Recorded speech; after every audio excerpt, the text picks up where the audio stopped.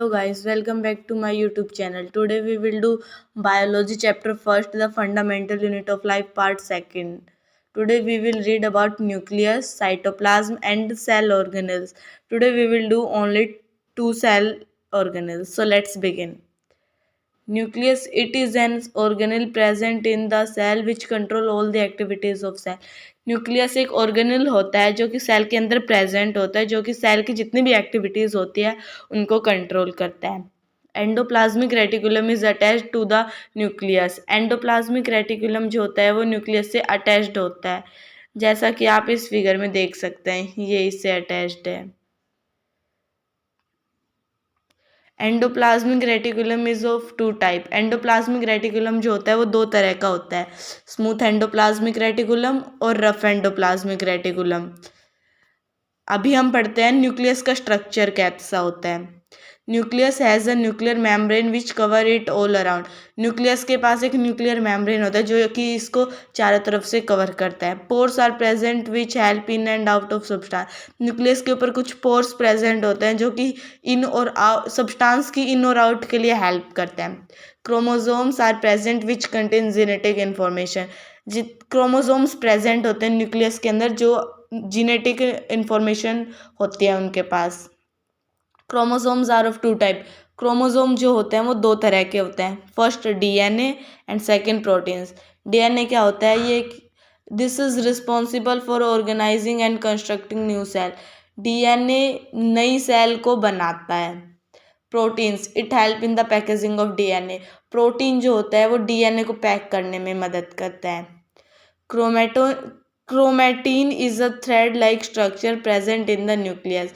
Chromatin एक thread like structure होता है, you can say that chow mein type, जो कि न्यूक्लियस के अंदर प्रेजेंट होता है. When a cell is about to divide the chromatin is converted into chromosome. जब सेल डिवाइड होने वाली होती है तो जो क्रोमेटिन होता है वो क्रोमोसोम में कन्वर्ट हो जाता है.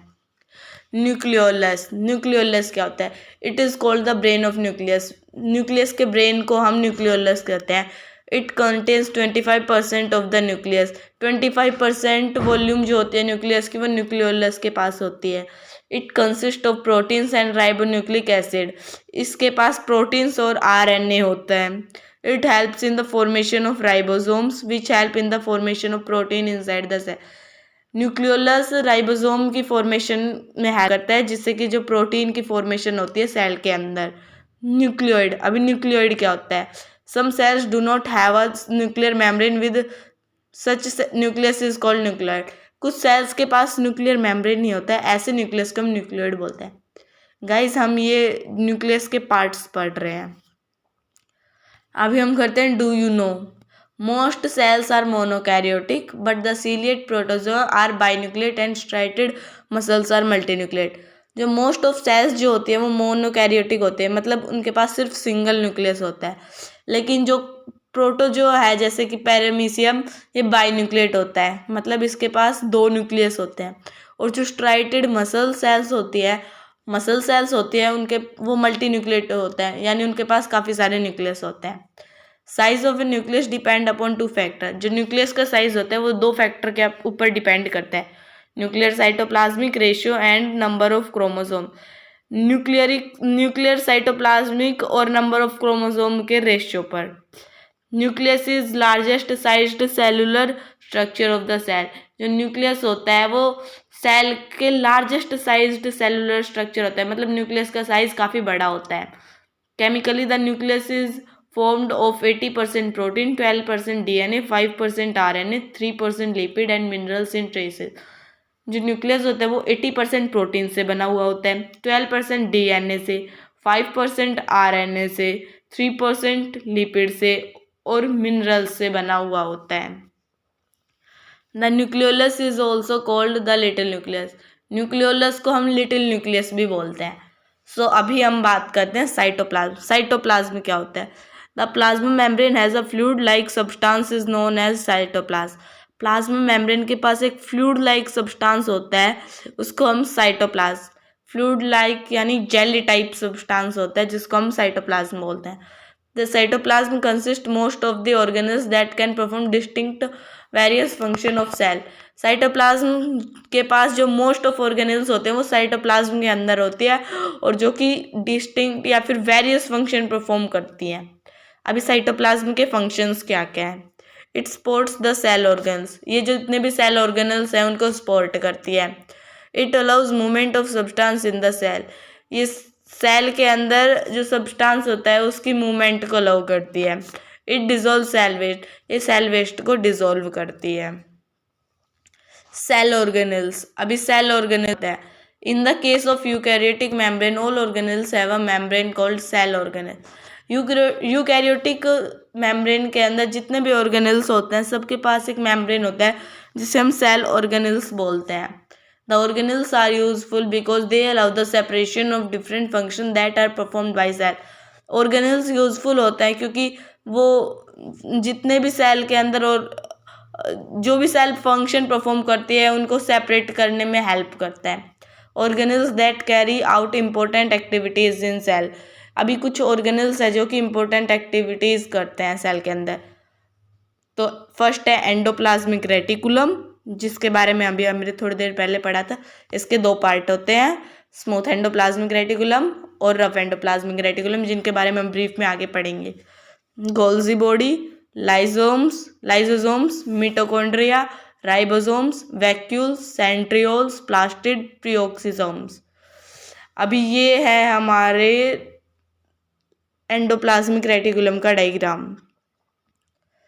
The structure of endoplasmic reticulum is same the plasma membrane. It is, जो एंडोप्लाज्मिक रेटिकुलम का जो स्ट्रक्चर होता है वो कि प्लाज्मा मेम्ब्रेन के स्ट्रक्चर जैसा ही होता है बिल्कुल।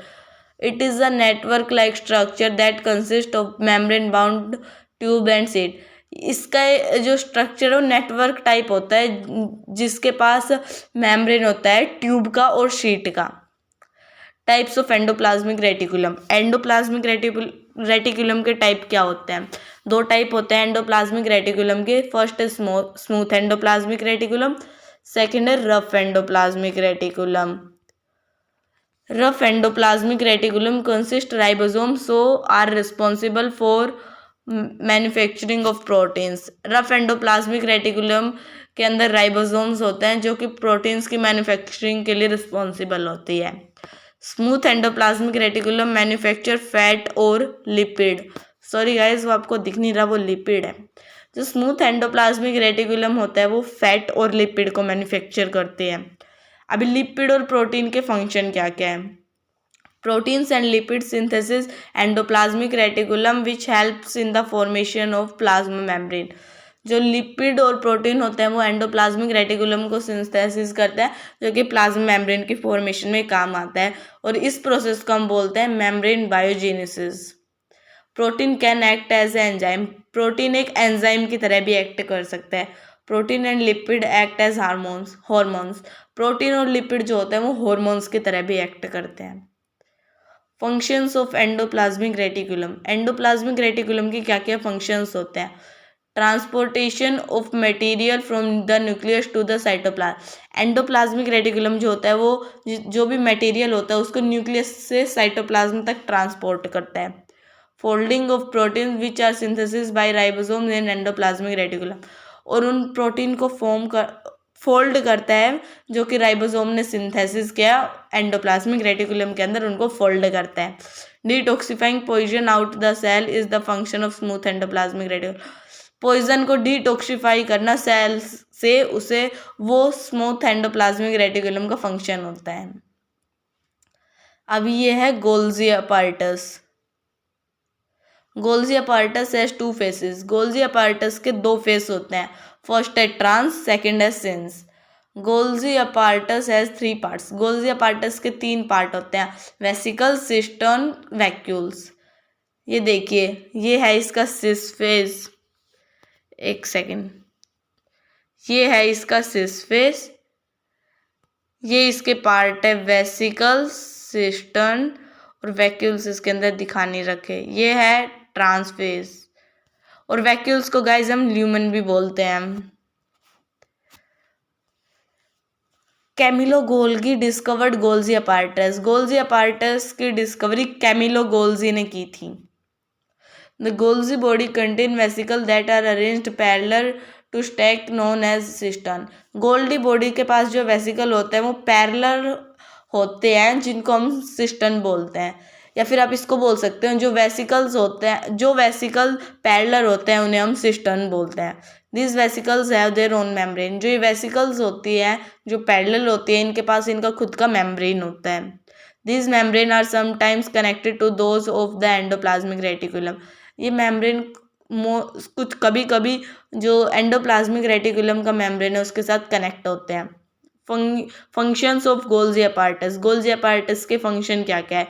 It carries material synthesis by the endoplasmic reticulum to different part of the cell.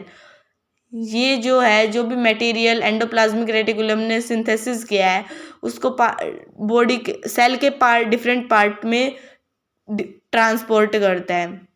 This material stored and packed in vesicles. जो ये मेटल बनता है एंडोप्लाज्मिक रेटिकुलम के अंदर, ये उसको वो मटेरियल पैक और स्टोर होता है वेसिकल्स के अंदर। Formation of complex sugar. जो गोल्जी अपार्टस है वो कॉम्प्लेक्स शुगर की फॉर्मेशन में भी हेल्प करता है। Formation of lysosomes. Golgi apparatus lysosomes को भी फॉर्मेशन करता है। आई होप गाइस कि ये वीडियो आपको अच्छा लगा हो। अगर आपको वीडियो अच्छा लगा हो so please like, share and subscribe the video. तो फिर मिलते हैं नेक्स्ट वीडियो में। सो बाय गाइस।